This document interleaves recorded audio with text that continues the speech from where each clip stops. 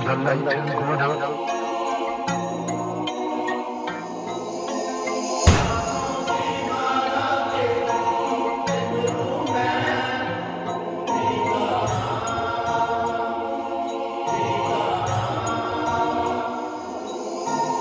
The light has gone out of our lives, and there is darkness everywhere. And I do not quite know what to tell you and how to say it. Our beloved leader, Bapu as we called him, the father of the nation, is no more. Perhaps I am wrong to say that. Nevertheless, we will not see him again as we have seen him for these many years. We will not run to him for advice and seek solace from him. And that is a terrible blow, not to me only, but to millions and millions in this country. And it is a little difficult to soften the blow by any advice that I or anyone else can give you. The light has gone out, I said. His death has plunged in a personal mourning all men who have not ceased to believe in the power of the Spirit. Let this tragic death continue to serve as noble dream of human fraternity. Mr. Gandhi will live on with us as an example of humanity. His influence will be stronger than ever before. He was right. He knew he was right. We all knew that he was right. The man who killed him knew he was right. However long the follies of the violent continue, they but prove that Gandhi was right. It was with horror that I heard the news that Gandhi had been shot. Somehow, for this man of peace to come to a violent death at the hand of one of his countrymen seems almost impossible to believe. It is a hard blow to India when she is trying to build an independent nation. Gandhi Ji led the freedom movement. After partition, Gandhi Ji recognized that partition was an established fact. It is more unfortunate that at the time he was trying his best to protect the minorities in India, he should not have fallen victim to the bullet of an assassin.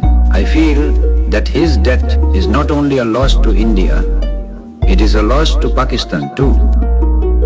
He voluntarily stripped himself of every vestige of privilege. He was the universal brother, lover, and friend of poor, weak, erring, suffering humanity. It can be said that no one contributed more to the particular way in which the charter of British rule in India has ended than Mahatma Gandhi himself. His death comes at the close of a great chapter in world history. The UN lowered its flag to half-mast rare honor and observed silence, honoring Gandhi's profound influence on the world as a global loss for peace. Express deep sorrow, mourning Gandhi as an apostle of Christian virtues and the great man who was the spiritual leader of millions of Indians and had always struggled for peace. Everyone concerned with a better future for humankind must be deeply moved by the tragic death of Gandhi. He died as a victim of his own principles, the principle of nonviolence. He died because in trying to bring about peace, he refused to use force. Often paired with his earlier reflection, generations to come will scarce believe that such a one as this ever in flesh and blood walked upon this earth. Gandhi was one of the great men of my time, and my acquaintance with him over a period of more than 30 years has only deepened my high respect for him, however much we differed in our views and methods. A prince among men has passed away, and we grieve with India in her irreparable loss. I am shocked to learn of the most dastardly attack on the life of Mr. Gandhi, resulting in his death. Whatever our political differences, he was one of the greatest men produced by the Hindu community and a leader who commanded their universal confidence and respect. I wish to express my deep sorrow and sincerely sympathize with the great Hindu community and his family in their bereavement at this momentous, historical and critical juncture so soon after the birth of freedom of Hindustan and Pakistan. The loss to the dominion of India is irreparable, and it will be very difficult to fill the vacuum created by the passing away of such a great man at this moment. The Queen and I are deeply shocked by the death of Mr. Gandhi. will you please convey to the people of India our sincere sympathy in the irreparable loss which they, and indeed mankind, have suffered. Gandhi Ji's death is truly a loss to mankind, which sorely needs the living light of those ideals of love and tolerance for which he strove and died. In her hour of deep sorrow, India is proud to have given to the world a man of his imperishable renown, and is confident that his example will be a source of inspiration and strength in the fulfillment of her destiny. India, indeed the world, will not see the like of him again, perhaps, for centuries. Our one consolation in this hour of unparalleled grief is that his life of truth, tolerance, and love towards his fellows may inspire our troubled world to save itself by following his noble example.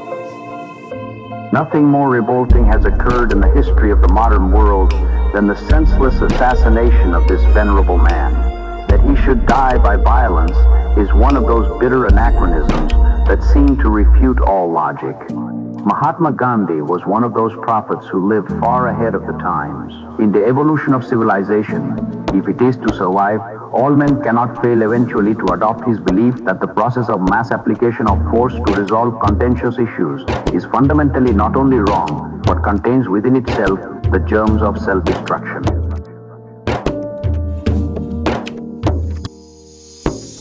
Gandhi was a great Indian nationalist, but at the same time he was a leader of international stature.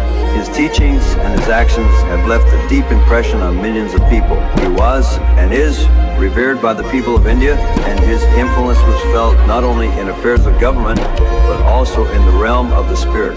Unhappily, he did not live to witness the full realization of those ideals for which he struggled. His selfless struggle for the betterment of his people will, I am sure, endure as an example for India's leaders, many of whom are his disciples.